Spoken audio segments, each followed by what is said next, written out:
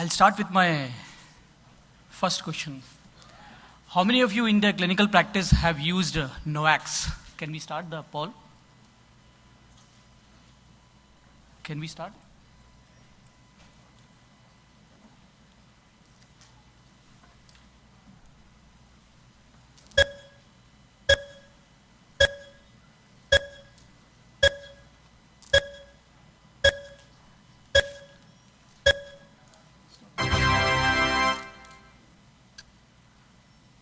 Mine. Somebody have, in fact, voted for not to be used. Anyway. How many of you think that NOACs are a better choice in atrial fibrillation as compared to other anticoagulants like warfarin? Can we start the poll? Can we start it?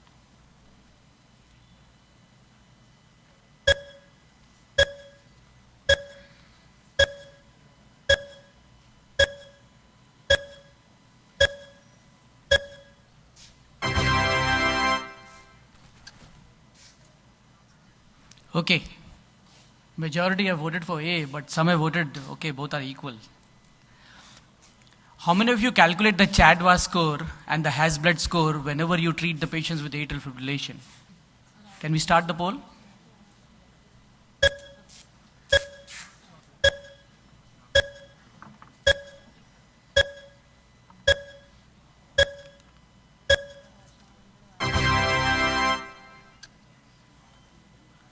Okay, I think majority would calculate the CHA2DS score. That's a good sign.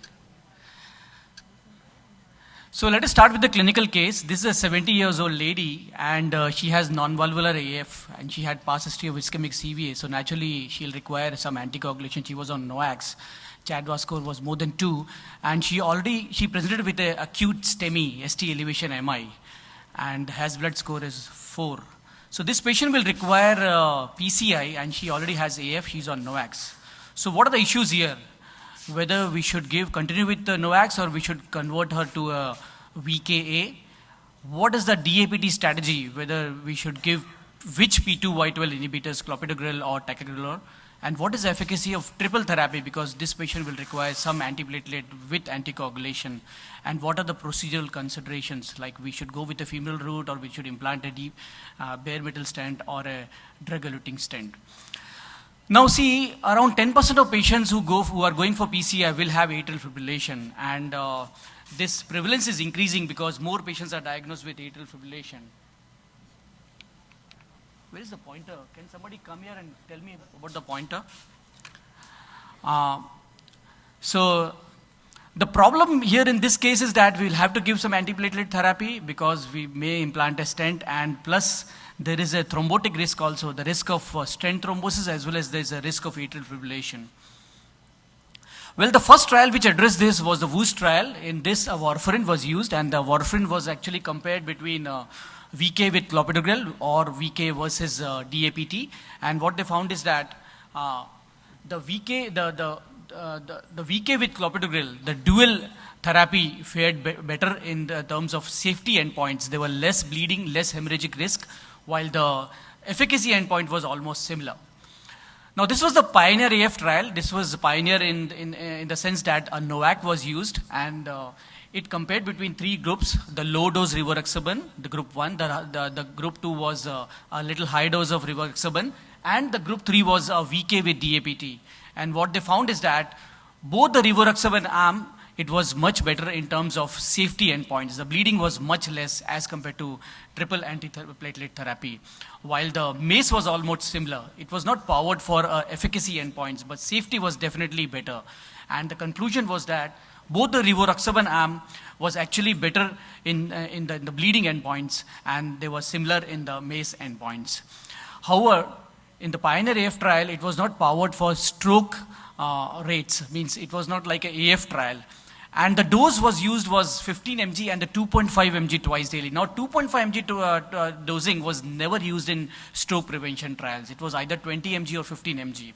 So this dose was exactly not for the stroke prevention. But this gave one message that we can probably drop aspirin after maybe 1 month, 6 months, and we can use, because some patients were actually used on, were on ticagrelor also, maybe we can use other than clopidogrel as a P2 vital inhibitors, and we can use a 15 mg of rivaroxaban. Now, Redual PCI actually tested between dabigatran.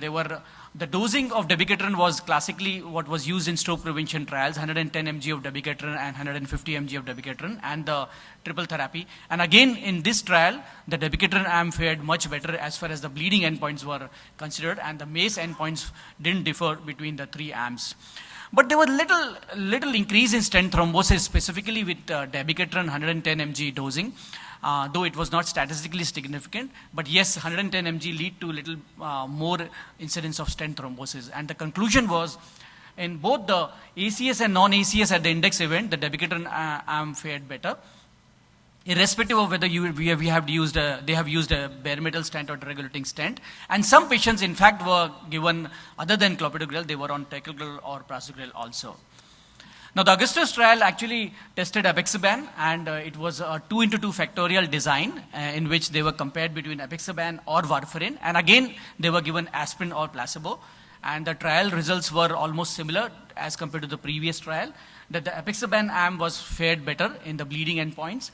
Aspirin, those arms which were on aspirin, they had more bleeding episodes, and the apixaban arm was actually much better as compared to other arms. So similar results, less bleeding and almost non-inferior in the efficacy arm. The last trial was Entrust trial, and in which the edoxaban was used. Similar results. Edoxaban was actually much better in the bleeding endpoints, and the efficacy endpoints was almost similar. So what does the meta-analysis shows? The meta-analysis shows that across all the trials, the major bleeding is much less. So the safety-wise, it's actually much better. Less intracranial bleeding, less major bleeding with all NOACs trials.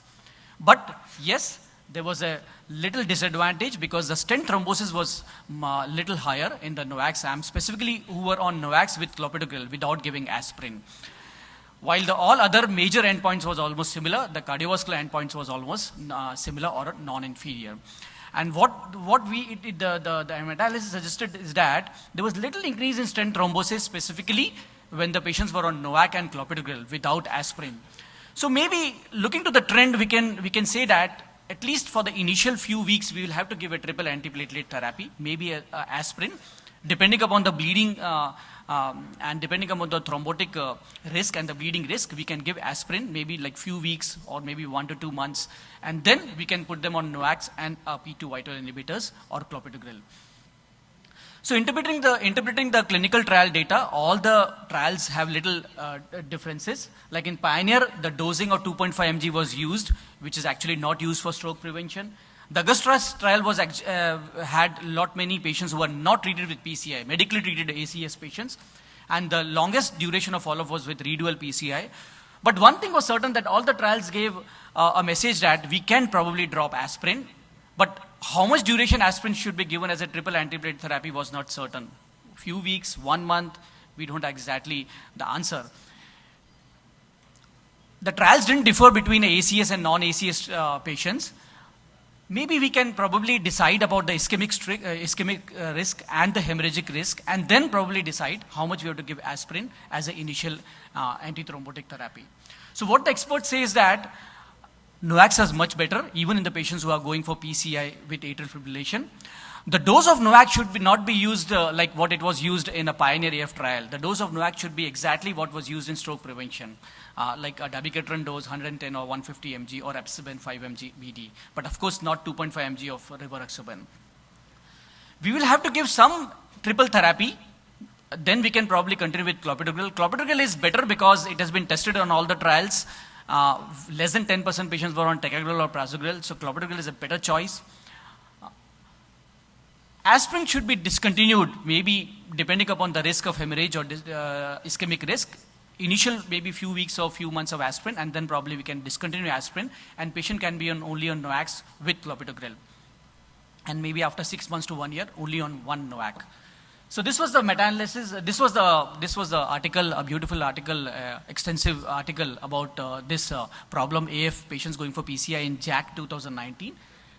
And this again, depending upon the ischemic risk and depending upon the bleeding risk. If the bleeding risk is high, we can give aspirin for a few weeks. If the ischemic risk is high, we can give probably aspirin for 1 month. Then a dual therapy with clopidogrel or NOAC. And then after 1 year, we can give only NOAC only. Clopidogrel can be given can be continued for 6 months to 1 year. So our patient probably angioplasty was done from the right radial root. A DES was implanted. She was continued on apixaban. She was continued for clopidogrel for 6 months. She received aspirin only for 2 weeks. Remember, her Hasbred score was 4, and she was stable even after 1 year. So thank you very much.